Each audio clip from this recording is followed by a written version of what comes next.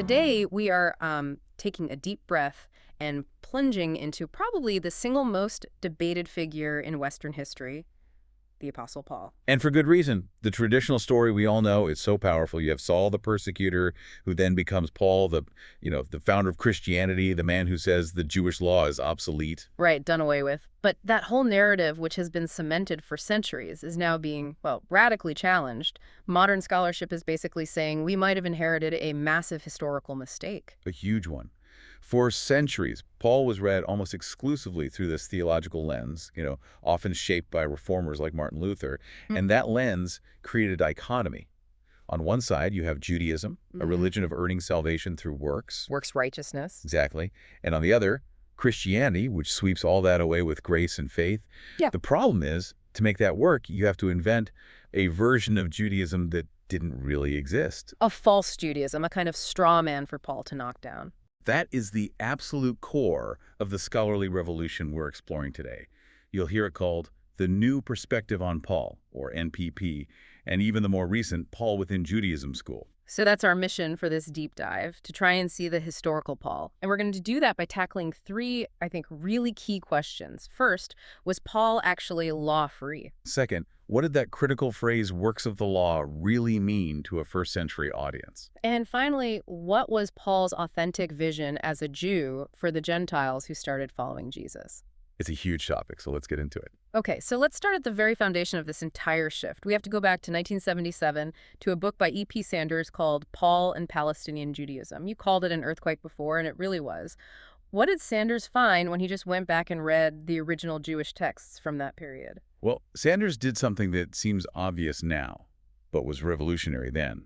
He read first-century Jewish texts, things like the Dead Sea Scrolls, rabbinic literature, to understand Judaism on its own terms, not through a later Christian filter. And he found a consistent pattern. A very consistent pattern, which he gave a name that sounds a bit academic, but the idea is simple. He called it covenantal nomism.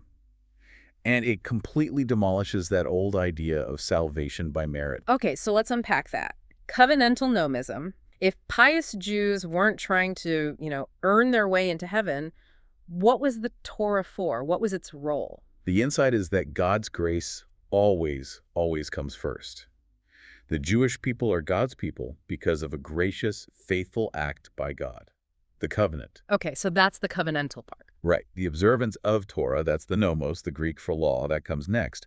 It functions as the set of instructions for maintaining your position within that relationship. Sanders put it really simply. You get in by grace, and you stay in by obedience. That is a massive structural difference. It means the whole dynamic is relational, not transactional. You aren't climbing a ladder of good deeds to reach God. Exactly. And here's the most critical piece of evidence Sanders pointed to.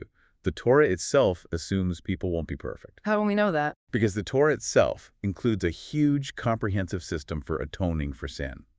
You have the temple sacrifices, the Day of Atonement. The system has a built-in mechanism for forgiveness and restoration. If you needed perfect obedience to stay in the covenant, you wouldn't need a system for atonement. Of course. So the very existence of atonement proves that perfect legal performance wasn't the point. The point was God's faithfulness.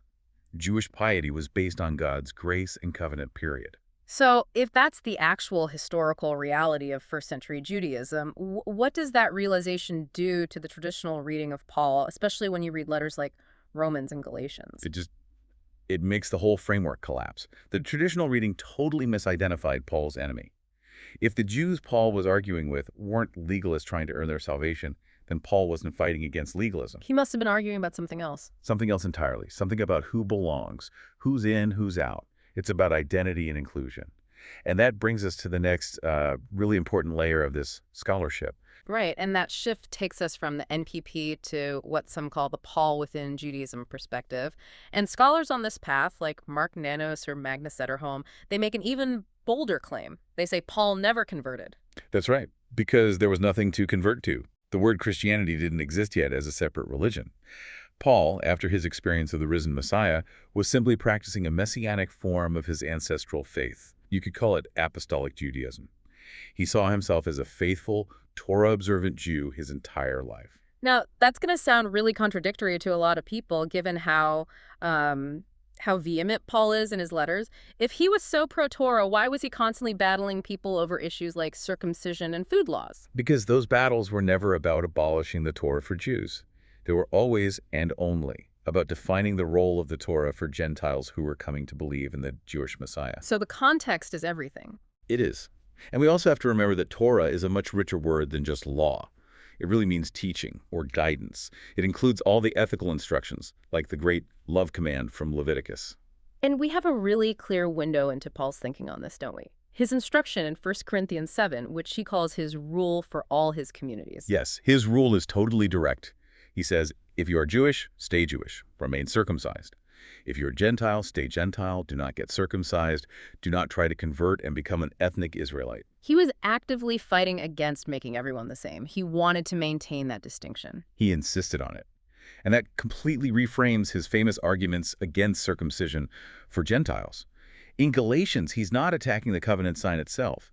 He's attacking the idea that a Gentile must adopt Jewish ethnic identity markers to be a full member of God's people. Because for Paul, forcing Gentiles to become Jews would undermine his whole message. Precisely. For Paul, the Messiah's arrival meant the great prophetic promises were coming true, that the nations, the Gentiles, could finally turn to the God of Israel. If they had to become ethnic Israelites first, it would mean the new age hadn't really arrived. It would erase the miracle of them coming in as Gentiles. Okay, this brings us to the phrase that has carried so much theological weight for centuries. Ergonomou, usually translated as works of the law. The absolute linchpin of the traditional reading. This phrase was seen as Paul rejecting any kind of Jewish obedience to the law. But the new perspective started to challenge that. Right.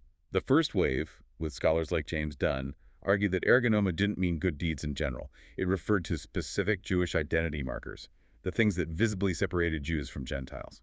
So circumcision, Sabbath observance, dietary laws, the boundary markers. And Paul was arguing against using those markers to exclude Gentiles from the community. Exactly. Which was already a huge step. It moved the argument from being about merit versus grace to inclusion versus exclusion.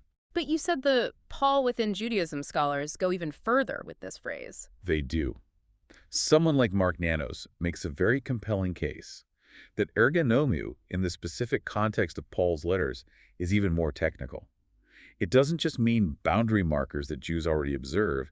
It refers specifically to the ritual actions of proselyte conversion. The initiation rites. The initiation rites, the specific things a Gentile had to do to become a full ethnic member of the people of Israel, with circumcision being the main symbol. So Paul wasn't challenging the Jewish way of life itself.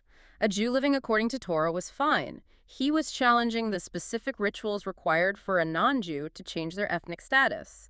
It's like he was saying you don't need to fill out the proselyte paperwork anymore. That's a great way to put it. He was challenging that ritual gateway. And we actually see historical precedent for this kind of thinking. Josephus tells the story of King Izates, a foreign king who wanted to worship the God of Israel. His advisor told him he could worship God fully without undergoing circumcision, which would have been politically dangerous for him. So even within first-century Judaism, there was already a debate about the difference between, say, living Jewishly and performing the full rite of ethnic conversion. Exactly. Paul was arguing that the Messiah had now made that distinction definitive. Okay, this refined understanding has to change how we read the infamous Antioch incident in Galatians 2, where Paul confronts Peter. It changes everything. The traditional view is that Peter, who had been eating with Gentiles, got scared of the hardliners from James and went back to following strict Jewish purity laws. But think about it. If Peter was just deciding to be a more observant Jew and follow purity laws, why would Paul call him a hypocrite? Being an observant Jew isn't hypocrisy. No, of course not. The accusation of hypocrisy only makes sense if Peter was acting against a conviction he already held, a conviction that he and Paul shared. Which was that the Gentile followers of Christ were equal members of God's people. Exactly. Peter's fear of the circumcision faction, the people who demanded full conversion for Gentiles, led him to compromise. His action of withdrawing from the table basically demoted the Gentiles. It treated them like second-class citizens, like God-fearers, but not as true equals in the Messiah. So the fight wasn't about whether the chicken was kosher. No. The fight was about status. It was about commensality. Who gets an equal seat at the table? Paul saw Peter's compromise as a denial of the gospel itself, that in Christ, Jew and Gentile are on equal footing. And if the whole issue is about identity and status, then I guess the language we use for these early groups becomes really important.